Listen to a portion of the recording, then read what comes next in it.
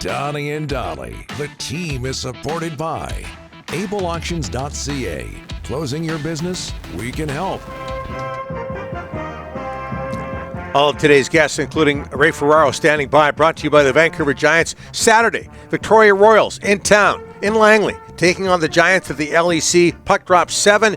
Family Day this Monday. G-Man host Prince George, 2 p.m. puck drop. Head to VancouverGiants.com to get single game tickets, flex packs, and more. Montreal last night, what a game. Canada over Sweden by a score of 4-3 in overtime. Ray Ferraro was at the Bell Center. He was in the building, and he joins us now. He's working the USA and Finland today. Ray, thanks for doing this, sir. How are you?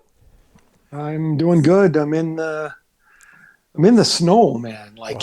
Wow. They'd given us this warning. Winter storm. But you know how that goes. You're like, yeah, sure. So last thing I read before I went to bed last night was this storm was coming. I opened the curtains this morning. I'm like, ooh. They were right. They were right.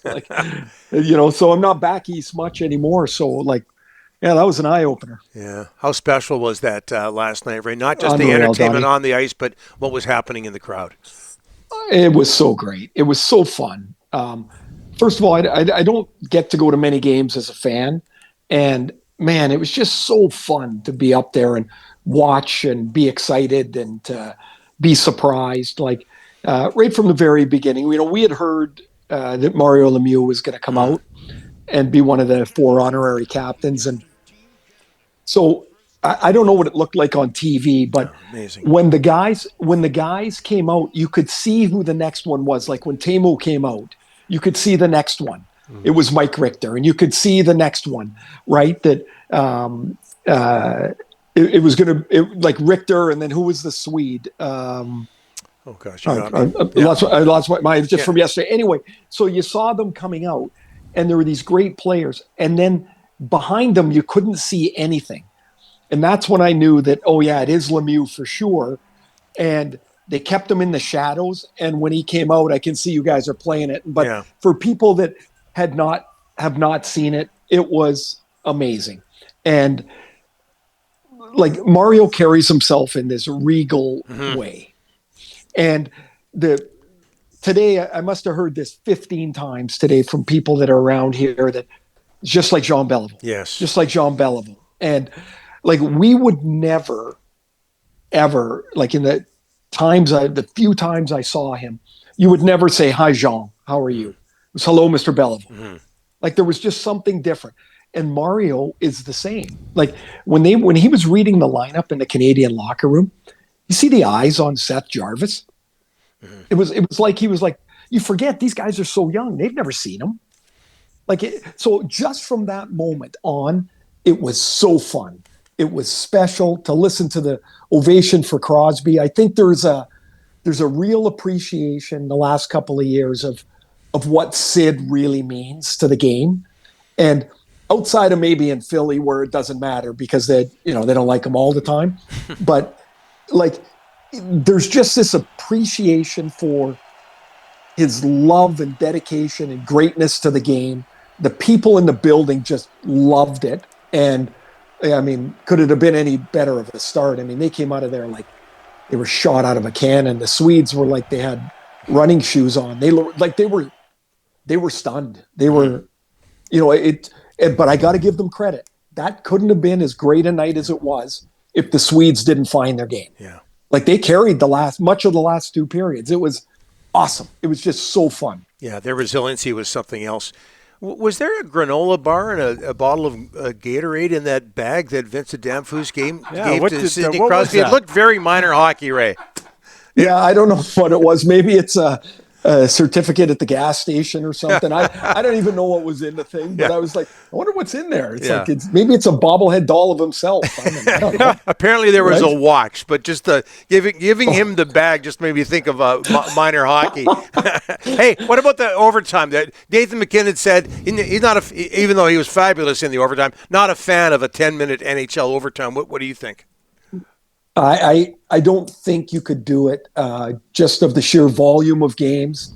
You get into 10 minutes, you're not using the full bench, although I guess you would have to if indeed you had 20 minutes. It's more taxing on very few players, I think.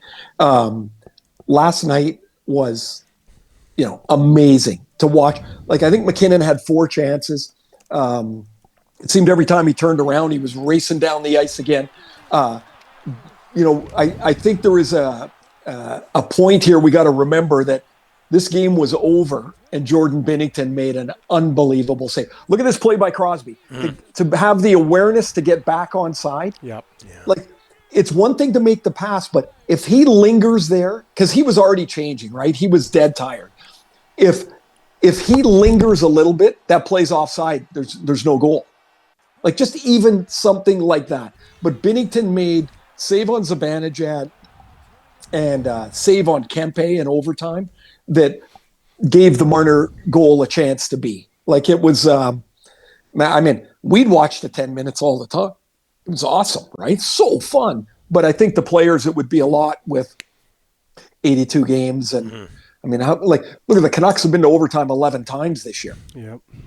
Like that, if it were 10 minutes, like that's just one example of how many extra minutes start, like how many minutes extra does Quinn Hughes have to play? Yeah. Ray, a lot of people thought this was a gimmick, this tournament, and then you see the intensity, you see the physicality. How happy were you with the quality of play? Thought it was awesome. I'll tell you, when I knew it was not going to be what some were worried about, first shift of the game, puck got dumped in the corner, and Nathan McKinnon ran the defenseman. Yep. And I'm like, yep, that's good. And then I think it was Darlene thumped, threw down McDavid. And I'm like, okay, so now it's on, right? Like, if you're knocking him over, then it's on. And I thought, I think tonight's game will be far more physical because I think the Finns are going to try and drag it into a defensive struggle. Like, that's the way the Finns are going to have to play. They always do it. They always do it great. We always finish a tournament and go, wow, the Finns were better than we thought. Like, it happens all the time. So I think last night was more of a track meet. Tonight will be physical and tight. I mean, that's what the Finns want. Tomorrow or Saturday afternoon, the Finns and the Swedes hate each other. So that'll be really, I think, intense. And that might be a critical game for the tournament. And then Saturday night is going to be just awesome. The crowd was great last night. John Cooper said Montreal's the best road city for him. What about you? You played at the old Montreal Forum. How special was that? Forum was the best. The Bell Center's awesome. The new rinks are great. There was nothing like the Forum. There just was, I honestly, we only used to get, games from 3 arenas. I didn't even know what any of the other arenas looked like. I thought the first time I went into the Montreal Forum, which was my 3rd game, I thought all the seats were red. I didn't know that they had different colors in the seats because the cameras never went above the red seats. So I get on the ice and I'm looking up end to end Stanley Cup banners. And you walk in the press box up in the Bell Center and they have groups of 3 photos. And it's like Henri Richard, Larry Robinson, Howie Morenz. And then you go to the next one and it's somebody else with 6 Stanley Cups, somebody with 8. It's just, the history just oozes out of this place. This was by far my favorite city to play in. I loved it here. I fortunately had some really nice success here. But I just loved playing in the Forum. The Forum was the best. Like I said, Bell Center's great. Honestly, it is great. The noise bounces around in the rink. It's big. It's a big arena. But, the Forum was just the very best. Okay, let's move on to another building, Ray. If you just be patient with us for a second, we've got some audio for you. Derek, you want to run this from earlier this week? Toronto goal scored by number 14, Keon. Assist number 22, Conacher. The time, 11 seconds. That was such a big deal when we were kids, but the great Paul Morris left us earlier this week. Did he ever announce your name at Maple Leaf Gardens, Ray? Yeah, he did. But first of all, when you were playing road hockey, did you not do that? Of course. Everybody save did. 29 or 21 saves, Palmetier. Right? It was the best. So I got a penalty. It's my first year. I go into the penalty box and I'm looking for the announcement. Like, where is it? But he's not in there, right? He wasn't in the penalty boxes. At the time, all the announcers were in the middle of the penalty timekeepers. And so I say to the guy opening the door, I'm like, oh man, that was so cool to hear him call my name for that penalty. I go, where is he? He goes, and he gets on his headset and he blah, blah, blah, talks away for 10 seconds. He goes, look over your left shoulder. So I look over and he goes, no, way up. And way up in the corner of the garden, there was like this little cutout. And Paul sticks his head out and waves down. And I was like, oh my God, that was so cool. like he said my name in the garden in that voice. And it was unmistakable. Yeah. Like, remember when Claude Mouton was the announcer in Montreal? Fabulous. Right? Like you didn't need to hear anything else and you knew you were in Montreal. When Paul Morris said something, you knew you were in Maple Leaf Gardens. Yeah. And just an amazing part of the fabric of our game. And I love that there is video and audio of him calling that. Yeah. That's a great thing. Yeah. It's a voice that shouldn't have worked, but it did for whatever reason. I think just because if 6 words did the trick, he used 4. And it just was like, and you're like, well, what else do you need to know? The goal, Keon, he's number 14. Move on. Like, it was awesome. Yeah. Maybe next week we'll go on about Harold Ballard and King Clancy in that weird suite at the end of Maple Leaf Garden. What a place. Yeah, they were in the corner. Yeah. They were in the corner. You'd look over there and they were like the 2 guys on the Muppets. Yeah. Right? Bang on. Whatever those two guys names are. They Statler and Waldorf. Yeah. Yeah, like there they were. And, and they hated everything about the team, and except they owned it, or Harold owned it, and King went wherever Harold went. And, it was a pretty wild place. Something else. By the way, before we let you go, Daniel Alfredson was the Swede you were trying to come up with. That's right. Yeah. Yes. Sorry, Daniel. Yeah. And so just think of that. Richter, Alfredson, Solani, and Lemieux. I saw Timo today, and I said, he's such a great guy.